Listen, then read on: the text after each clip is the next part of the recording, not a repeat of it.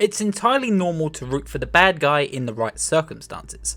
Most often than not though, we see villains at their worst, torturing the heroes and the players and stopping us and getting in our way from doing our main objectives, and then just to be perceived as a one-sided or one-dimensional villain with one easy motive. But sometimes we get a chance to see these villains grow and see why they became the person that they are. From antagonists like Vaas from Far Cry 3, who is so interesting and scene capturing at every single moment that you're with him, or even Albert Wesker, who's been in Resident Evil since day one, and we've seen him become a vengeful, mutated mastermind. And there are so many more out there, from Handsome Jack, GLaDOS, and even the likes of Shao Kahn. We love seeing these empowering characters being on screen because of their personalities and because of their stories that we can sometimes relate with. But it's not always the antagonist which is against the protagonist. Sometimes the protagonists themselves are the bad guy. And when we're given the motives, stories and even characters that we care about, it's very hard to even separate what's good and evil at some points. Who the fuck is it going to be? Them or me? Me or them? Because we saw Joel lose his own daughter and even see him through his worst times, it's understandable that we grew a connection to Ellie, who himself was almost like a replacement for the daughter that he lost.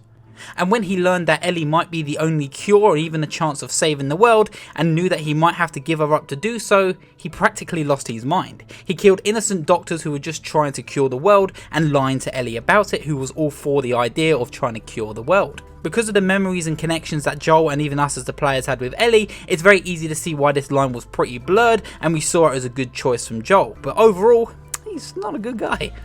Or even with simple imagery and something that we relate with, when you look at Wanda from Shadow of Colossus taking in that girl, we clearly know that he cares for her and he'll do anything to save her life or break the curse or whatever's happened to her. And because of this lack of understanding, very much like Wanda has for this world, we see these huge monsters that we immediately fear and see as bad guys. But it was us who invaded their lands and even got involved in their traditions, but it was also us who decided to kill them to save a life, and that makes it all okay, right?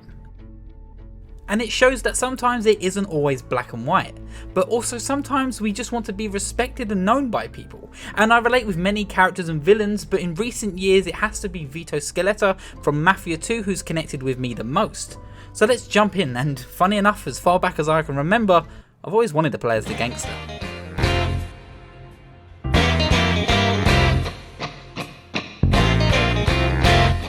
Not too many guys got the stomach for this line of work. We need guys like you.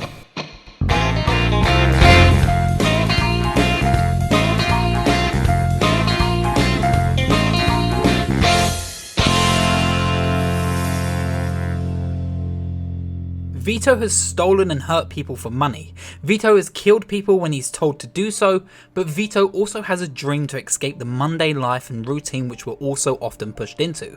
And because of that, Vito is relatable, and because of that, Vito is someone we could connect with. When he was young, Vito was caught stealing with his friend Joey, therefore he was drafted off to war where he saw people die and he was really stuck in the thick of it.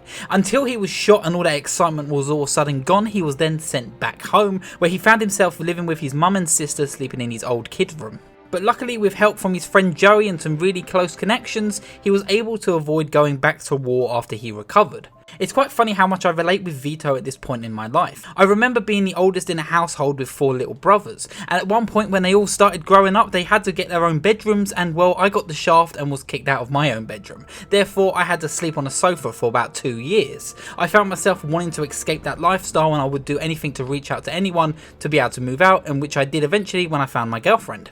There's definitely a certain point in people's lives when you realise that you're able to be independent, when you realise that if you're living at home or even in a tough spot, you want to move on from there and really show yourself that you're able to do greater things from that point on. But because Vito loves and respects his family, he knew he had to help them get out of a $2,000 debt that his sister and father were stuck in before his father died. He knew that he had to get some work and really didn't want to let his mother down, so he decided to get some honest work at the docks, starting lifting boxes and loading crates. And well, it wasn't cut out for him and he knew that. So Vito's pride got the better of him and he knew he was better than that and decided to join the mob with his old friend Joey. The idea that Vito knows that normal lifestyle or even mundane work isn't for him is something that I can pretty much relate with on every single level. I remember being in 2016 and sitting in the delivery van for 9 hours a day thinking to myself that there's got to be something better out there. For as long as I can remember, I've always wanted to be a bit of an entertainer. I've always wanted to be the centre of attention and hopefully make people laugh. And that's when I came up with this channel. I decided to come up with ideas and tried to find myself an identity that I could do for the channel, but I also really want to pursue this career as a content creator, but hopefully as a video essayist and even a game reviewer. I know a lot of people get a bit funny when people talk about YouTube money and making money from YouTube like it's easy work, but it's something I have great sense of pride in, and it's something that I've always enjoyed. I studied editing in college for 4 years, so it's something that's always been inside of me. I love editing, I love talking about movies, I love talking about video games, but most of all I love showing the world exactly what my passion is, and I love sharing that passion with other people. And at that point in my life in 2016, if I was able to take that jump and start my own channel, I knew I'd be heading in the right direction for hopefully great things and even hopefully a better life that I've always wanted. Vito was very quickly earning respect for working with the mob. He was given odd jobs and even illegal tasks run by the Clemente family, and a man named Henry who he became good friends with. But he also found himself in a lifestyle that he always wanted. He found himself being respected and feared by people, but at the same time also being able to pay off his sister's debt and even earning enough money to live his own life independently. But unfortunately, to earn this life, he very quickly became the yes man and started doing anything he could to earn that respect, and then he got himself caught red-handed, sent to jail, and this is when he truly learned the lessons of consequences that are laid out in front of him by pursuing this life that he always wanted. There are definitely a few consequences that he witnesses firsthand while being in jail. He finds himself missing his sister's wedding, and most importantly missing his own mother's death and funeral.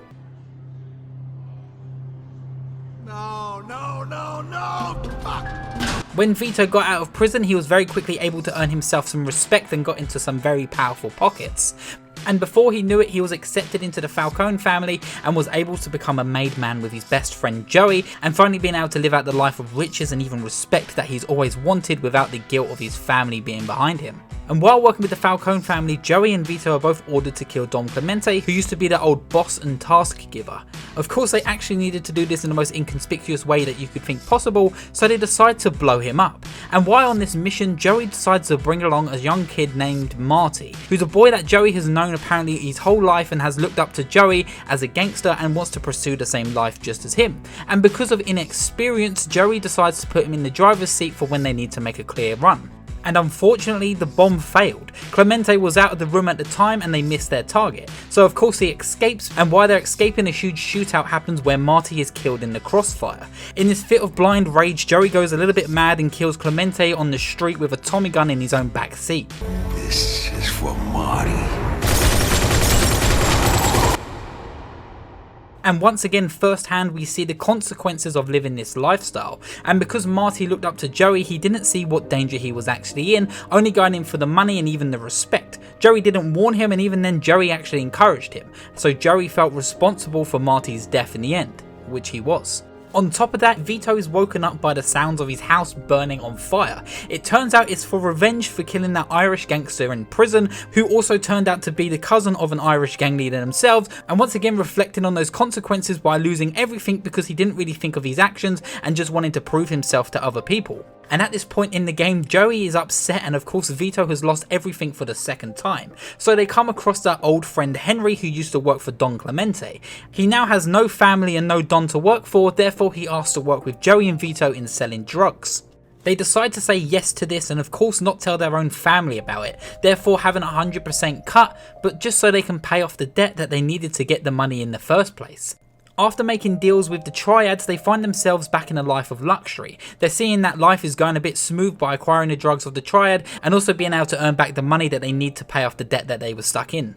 Unfortunately, the Falcone family who they work for finds out about these drug deals and of course tells them that they need a cut of the money, take away 60 grand and also making them lose all the money that they needed to pay off that debt immediately. In a panic, Joey and Vito decide to meet up with Henry in a park so they can work out how to get more drugs and of course sell it on to get more money. And as they turn up to the park, they realise that Henry has been killed by the triads. And of course, once again in a blind fit of rage, Joey and Vito decide to go after the triads on their own territory. And because of this lash out and killing all the triads and killing other family family members, they immediately start a gang war in Empire Bay all over again, and Vito is given one more chance of freedom to be able to stop this gang war. He's forced to kill his own Don, Falcone. And a part of the deal is once Falcone is out of the picture, Empire Bay's war will be finished, but Vito will have to leave the city safely. And on doing so with killing Falcone with assistance from Joey, they're both led to different cars. Vito is driven away being told of Joey's fate, but never ever confirming whether or not he's been killed or not. Joey disappears out of the picture and Vito has to live his whole life knowing that he might have been responsible for his best friend's death. Mafia 2 really is a story of consequences, and I relate to Vito with his dream and ambition with escaping his normal life, but there's something I don't relate with Vito is that he doesn't think 2 steps ahead.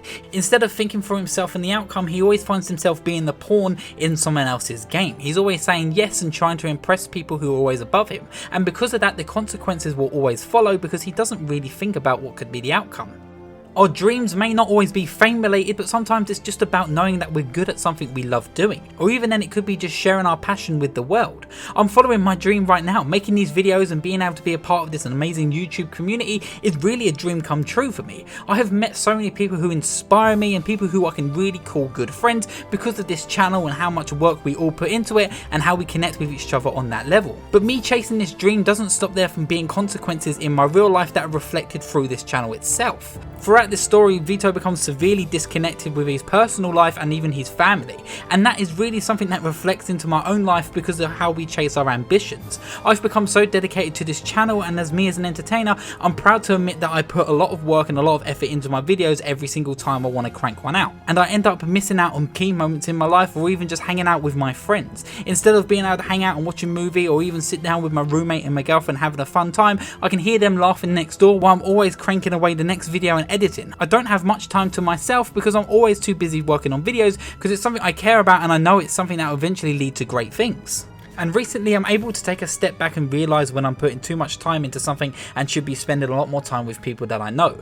And that's unlike Vito. Vito fell down this rabbit hole which he felt he was too focused and even connected with. He wasn't able to say goodbye to his mother because of his actions. He wasn't able to see his sister ever again because he became too aggressive and disconnected from them. He got his house burnt down because he decided to say yes to killing a man just to impress someone in jail. And of course they started a gang war because they wanted to kill the Triads for killing one of their friends who they didn't actually know was an FBI agent this whole time. They didn't ask, they didn't think, they just did it because they felt like that was the right thing to do. Vito and Joey constantly found themselves backed into a corner because of their own actions and consequences. By the end of the story, Vito really wakes up and starts smelling the coffee. He realises that he became a pawn in everybody else's game and he became that yes man. And by the end of the game, he realises that he has to be his own man to be able to live the life that he's always wanted. Carlo, for the last 10 years, all I done was kill. I killed for my country. I killed for my family. I killed anybody that got in my way. But this one's for me. Fuck. And that drive to be the person who we really want to be can be dangerous. It can be disconnecting for people in our lives who we don't really share it with. I speak and relate with so many content creators who will tell you the same thing, that many people that they speak to online can even be some of their closest friends. But it's lucky that we're able to take our foot off the pedal sometimes and really take a break from this lifestyle and realise what's going on around us. Where Vito decided to chase a life where he was feared by people but respected by a family, he instead was feared by his family and respected by no one. But if he hurts you again, I'll kill him. Listen to yourself, Vito. I don't know you anymore. Look, you stay away from us, you understand? Just stay away.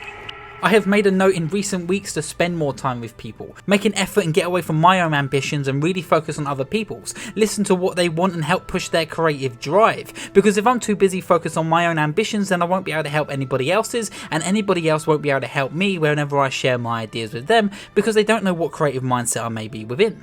I related with the villains in the stories because it's very human to know what your drive is. It's very human to know exactly what your end goal should be and what you're going to do to get to it.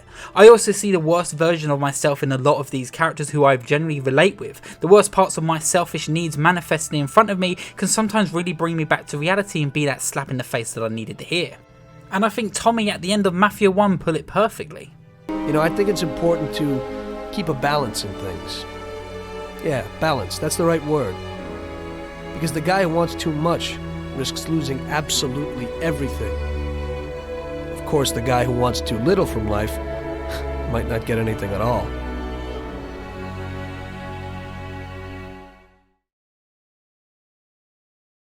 Thank you so much for watching this video. I hope you really did enjoy it, and I'm sorry this video was a very different video from my usual. It was more me just going through the story and explaining how I relate with it, but of course I needed to add a little bit more context to how I relate with the consequences that Vito went through. I hope you did enjoy this video, and if you did, please let me know what you thought down below, and of course tell me what villains you may relate with in the end. Tell me what villains that maybe you see yourself in, or even see the worst of yourself in. And if that's true, and if you did enjoy the Mafia series, please tell me what you think of Mafia 2, because it personally is one of my favourite games of all time. And of course I'll see you at the next checkpoint. Bye bye.